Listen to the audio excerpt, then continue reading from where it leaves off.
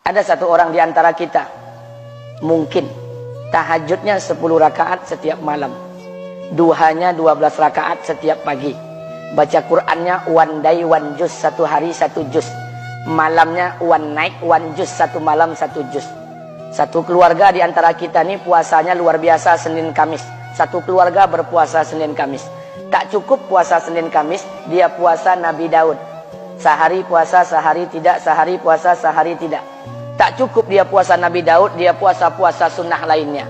Istrinya nutup aurat dengan sempurna, pakai nikob, pakai cadar, pakai purda, pakai manset, pakai kos kaki. Suaminya 5 waktu ke masjid tak tertinggal takbiratul ula. Anak-anaknya di pondok pesantren hafiz dan hafizah. Tiap pagi berinfak, tak pernah menggunjing orang. Quran terjaga, aurat terjaga, tahajud terjaga, 5 waktu terjaga, duha terjaga, Quran terjaga, puasa terjaga. Sempurna satu keluarga amalnya. Tapi sudah 8 tahun dia tak tengok ayah ibunya. Sudah bertahun-tahun dia tak nyapa kedua orang tuanya. Sudah bertahun-tahun dia tak berhubungan baik dengan ayah ibunya. Sudah berminggu-minggu dia berkelahi dengan ayah ibunya. Sudah berhari-hari dia bermusuhan dengan kedua orang tuanya. Maka anak seperti ini, seluruh amal yang mereka kerjakan tertolak di sisi Allah Subhanahu wa taala, tidak akan diterima Allah. Sebaliknya, kalau ada di antara kita hari ini yang pandai melayani ayah ibunya, tidak ada uang ayah ibu dia kasih uang, tak ada rumah ayah ibu dia buatkan rumah, sakit ayah ibu dia bawa ke rumah sakit, dirawat ayah ibunya dia jaga, kotoran ayah ibunya dia bersihkan pakai tangannya sendiri. Ada di antara kita hari ini yang membersihkan kotoran ayah ibunya lebih dia nikmati daripada makanan yang ia sukai.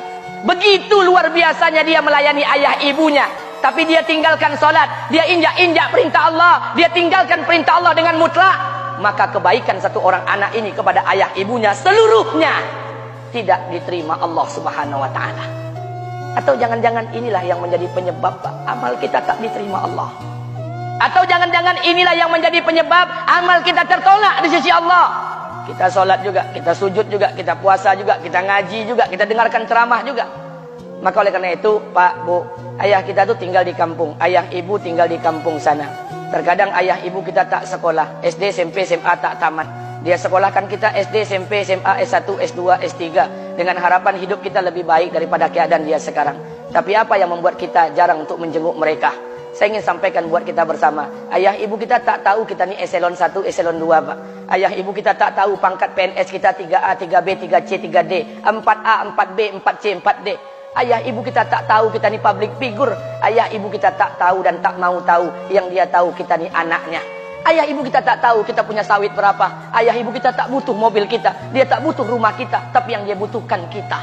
Apa yang membuat kita jarang untuk menjenguk mereka? Tahun 2016 di Masjid Damai Langgeng, saya diundang ceramah di sana. Habis pulang ceramah, saya baca WA SMS. Ada seorang ustadz Pekanbaru kirimkan WA dengan saya.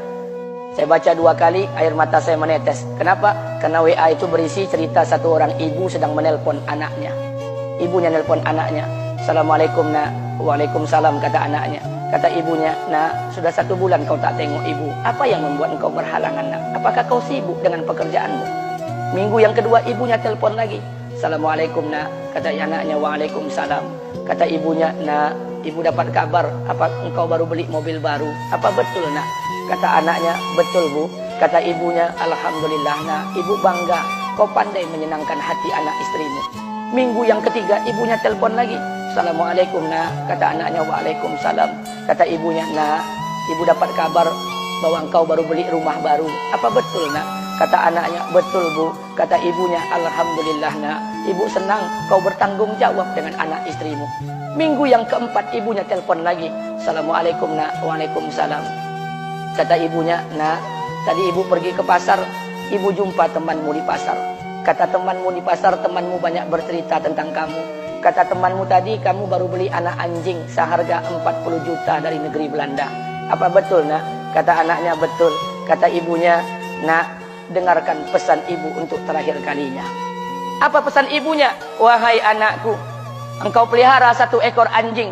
Kau siapkan harga anjing 40 juta. Kau siapkan rumah untuk anjingmu depan rumahmu. Kau jaga anjingmu pagi, siang, dan sore. Kau mandikan anjingmu pagi, siang, dan sore. Kau kasih makan anjingmu pagi, siang, dan sore. Demi Allah nak, dengarkan pesan ibu untuk terakhir kalinya.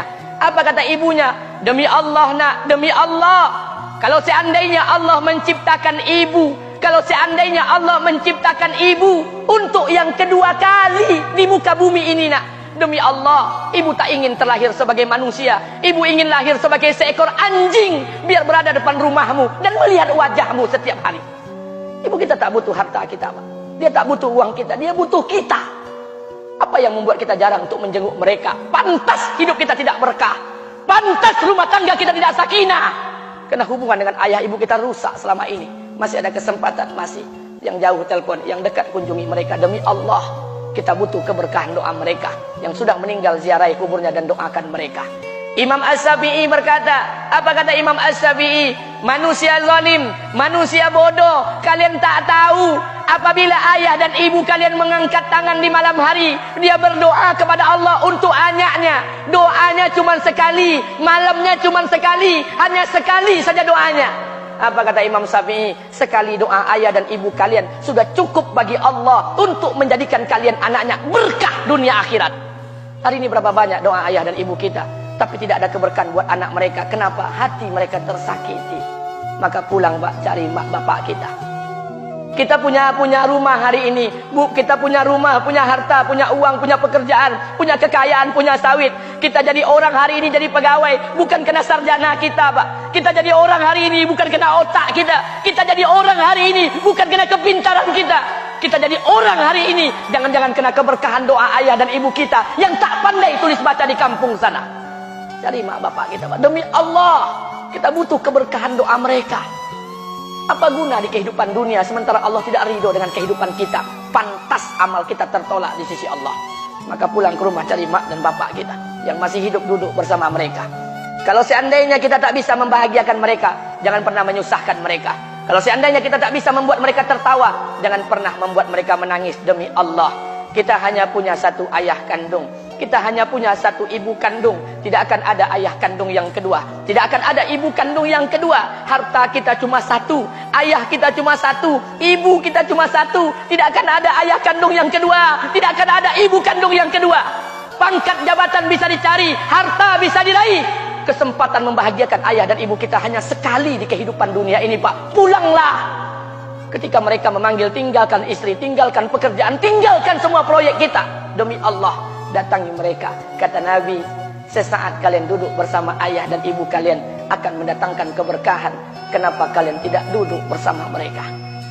Jangan-jangan inilah yang menjadi penyebab amal-amal kita tertolak di sisi Allah.